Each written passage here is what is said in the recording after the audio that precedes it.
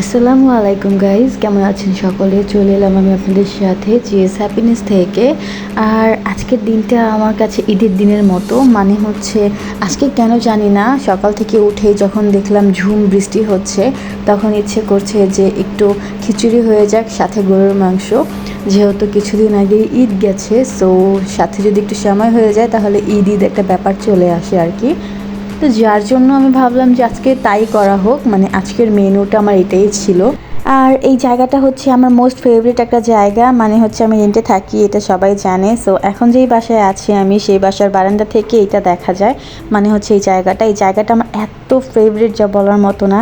মানে যত দূর পর্যন্ত নজর যায় কোনো বাড়ি ঘর কোনো কিছু দেখা যায় না। আর বৃষ্টির জন্য এখানে আবছা হয়ে আছে, যদি কখনো বৃষ্টি না থাকে আমি আপনাদের সাথে শেয়ার করব।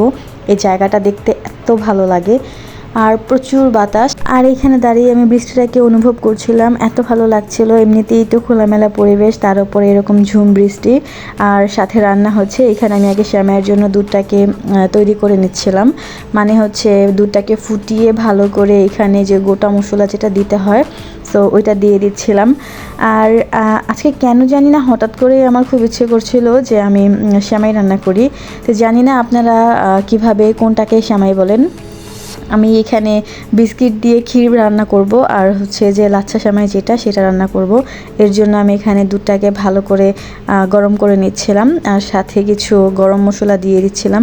অ্যাকচুয়ালি এইখানে আমি যেই রান্নাবাড়াগুলো করি সেই রান্নাবাড়াগুলো আমি কখনোই করিনি। সো আপনারা হয়তোবা কেউ আমাকে ভুল ধরতেই পারেন, কেউ ভুল বলতেই পারেন যে আমার এটা রং হয়েছে। সো যদি কারো কাছে এটা কোনো ত্রুটি মনে হয় বা কোনোটা মানে ভুল মনে হয়, অবশ্যই আমাকে কমেন্ট বক্সে কমেন্ট করে দেবেন। বিকজ আমি এর আগে কখনো অনেক কিছুই এরকম করছি যেটা আপনাদের সাথে শেয়ার করছি, এটা আমি কখনোই করিনি। সো এরকম হতেই পারে। আর যাই হোক, আপনাদের সাথে রিসেন্টলি অনেক দিন যাবৎ আমার কোনো কন্ট্যাক্ট ছিল না, যার জন্য আপনাদের সাথে অনেক কথা মানে জমা হয়ে গেছে, অনেক কথা বলার বাকি আছে যেগুলো বলা হয়ে ওঠেনি। সো আমি কিছুদিন আগে প্রচুর সিক ছিলাম, কারণ হচ্ছে আমি যেহেতু প্রেগনেন্ট ছিলাম। আলহামদুলিল্লাহ আমার একটা ছেলে বেবি হয়েছে আবারও, মানে হচ্ছে একটা ছেলে বেবি ছিল, সো আর একটা ছেলে বেবি হয়েছে। তো এটার জন্য আমি আপনাদের সাথে কোনো প্রকার কোনো ভিডিও শেয়ার করতে পারিনি, কোনো প্রকার কোনো কন্ট্যাক্ট রাখতে পারিনি। আর এখন আমি আস্তে আস্তে সুস্থ হয়ে উঠছি, বাট তারপরেও ভিডিওটা খুব কম দেয়া হচ্ছে। তার রিজন হচ্ছে আমার বেবি দুইটাই খুব ছোট ছোট, যাদেরকে সামলিয়ে সংসারের সব কাজ সামলিয়ে দেন হচ্ছে আমার আপনাদের সাথে ভিডিও শেয়ার করতে হয়। আর যারা ভিডিও করে থাকে, মানে হচ্ছে রেগুলার ব্লগস করে থাকে, তারা জানে যে রেগুলার ব্লগস আপলোড দেওয়াটা কতটা কষ্টের। আর এই ভিডিও মেকিং, দেন হচ্ছে এডিটিং, সো ভয়েস ওভার, এগুলো হচ্ছে অনেক কষ্টকর হয়ে যায়। মানে হচ্ছে একটা বাবুর আম্মুর জন্য, যেমন হচ্ছে আমার জন্য, বিকজ আমার দুইটা বেবি অনেক ছোট। ওদেরকে সামলিয়ে দেন আমি আপনাদের সাথে শেয়ার করার চেষ্টা করি যে আমি সারাদিন কী কী কাজ করি। হয়তো বা সম্পূর্ণটা দেয়া হয় না, বাট তারপরেও। তো যাই হোক, এইখানে আমি মাংস রান্নার জন্য আমি সব কিছু নিয়ে নিয়েছিলাম। আর গরুর মাংস রান্না সেটা তো অবশ্যই আপনাদের শিখিয়ে দিতে হবে না বা বলে দিতে হবে না যে আমি এখানে কি কি করছি বা কি কি দিচ্ছি। রিসেন্টলি কুরবানি ঈদ গেছে, সো সবাই মাংস রান্না করতে করতে আর খেতে খেতে অভ্যস্ত হয়ে গেছেন। বাট এখনও যারা রান্না করতে জানেন না, তারা অবশ্যই আমার চ্যানেলটাকে সাবস্ক্রাইব করে আমার রান্নাঘর থেকে শিখে নেবেন যে কিভাবে রান্না করতে হয়। এটা একটা মজা ছিল। যাই হোক, আমি জানি সবার ভেতরে নিজ নিজ একটা প্রতিভা আছে, সবার ভেতরে আলাদা আলাদা প্রতিভা আছে। সো আমার কাছ থেকে কোনো কিছু শিখতে হবে এমন কোনো কথা না। আমি জাস্ট আপনাদের সাথে ভিডিও করার শুরুতে আর কি একটু ফান করার চেষ্টা করি। আর আমি ট্রুলি আমি রিয়েল লাইফেও অনেক ফানি একটা মানুষ। আমি যেখানেই যাই আমি সবাইকে হাসাতে থাকি, সবার সাথে মজা করি। সো আমাকে এর জন্যই সবাই হয়তো পছন্দ করে। আর যদি কেউ না করে সেটা হয়তো বা আমার অগোচরে, আমার সামনাসামনি না, বাট আমার জানা মতে বা আমার সামনাসামনি যারা আমাকে ভালোবাসে তারা সত্যিই আমাকে অনেক ভালোবাসে।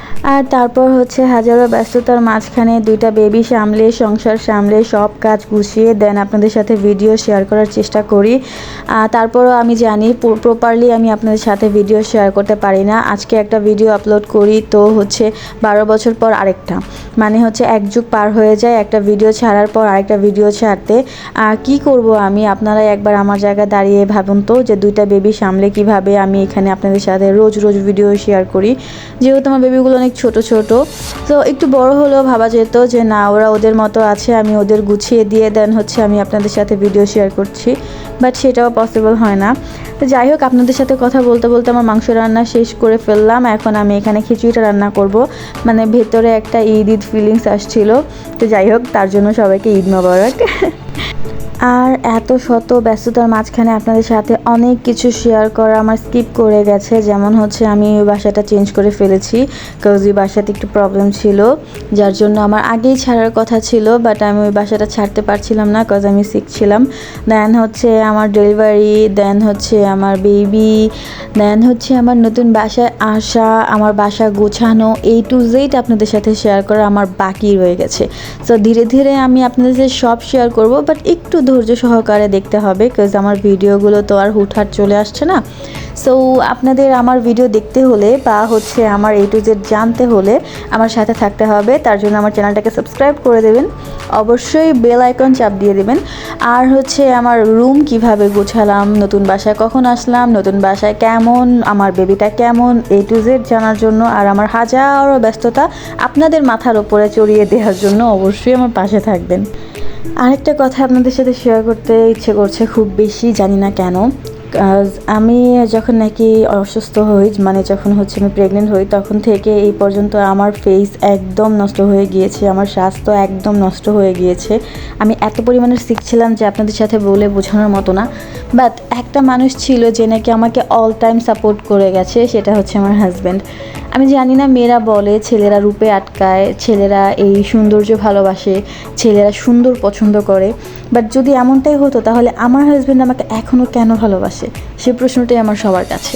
আর হচ্ছে যে আমার আগের ভিডিও আপনারা দেখেছেন, আর রিসেন্টলি আপলোড করা ভিডিওটাও দেখেছেন যে আমি কতটা নষ্ট হয়ে গেছে, আমার ফেস কতটা উইক হয়ে গেছি বা কতটা মানে চেঞ্জ হয়ে গিয়েছি। এর ভিতরেও আমার হাজব্যান্ড আমাকে যেইভাবে সাপোর্ট করেছে, আমি জানি না আদার্স কেউ এরকমভাবে সাপোর্ট করে কি না। আমি এমনও রাত গিয়েছি, আমি সারা রাত কান্না করেছি। আমি এত পরিমাণের অসুস্থ ছিলাম, আমি ওকে রান্না করে খাওয়াতে পারিনি, আমি ঘুমাতে পারিনি, আমি চলতে পারিনি, এরকমও ছিলাম। ও আমার পাশে বসা ছিল, ও আমাকে সাপোর্ট করেছিল।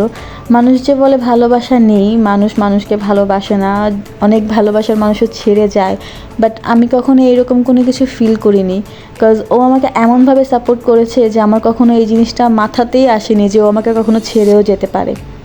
তো যাই হোক, যারা ছেড়ে যাচ্ছেন বা মানে দূরে চলে যাচ্ছেন, তাদেরকে বলবো প্লিজ কখনো এই কাজটা করবেন না।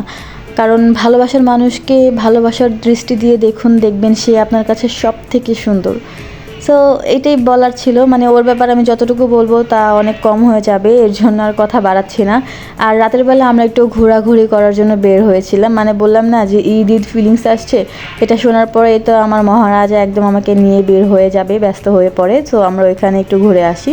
তো আজকের ব্লগটা এই পর্যন্তই, ভালো থাকবেন, আল্লাহ হাফিজ।